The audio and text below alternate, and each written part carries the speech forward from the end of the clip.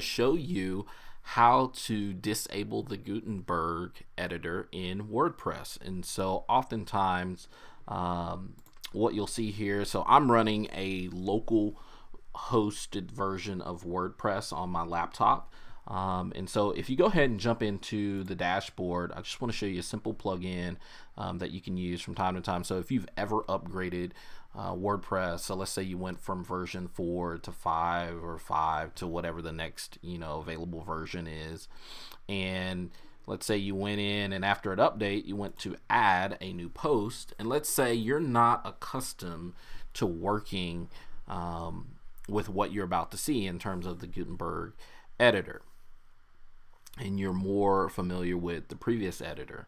And so once this loads here, you will see it looks quite a bit different than the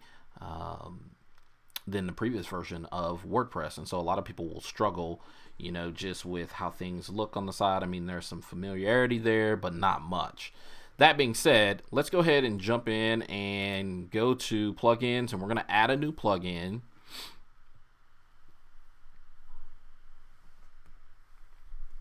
And the plugin that we will be looking for, it is, I believe it's entitled Classic Editor. And so that'll be, if you want to go ahead and type that into the search, you can go ahead and do that. Let's see here. So it says something has occurred here. So an unexpected error. Well, there we go. So of course, you have to look for it. So click install for Classic Editor.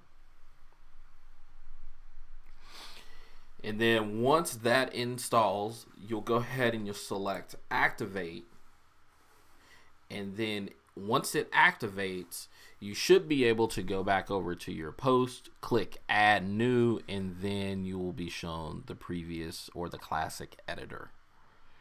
So let's go ahead and click add a new post. And this works for your posts as well as your pages. And here is the classic editor that most people are familiar working with.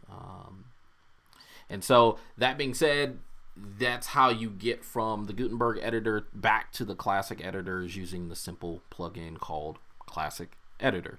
So if you have any questions or comments, definitely feel free to leave me comments or questions below this video.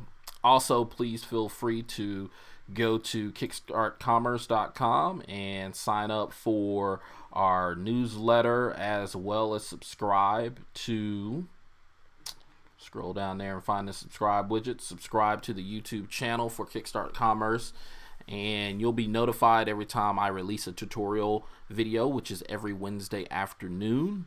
And so like I said, I hope this tutorial helps you out. And so with that, that's it for now, and we will see you back here next week.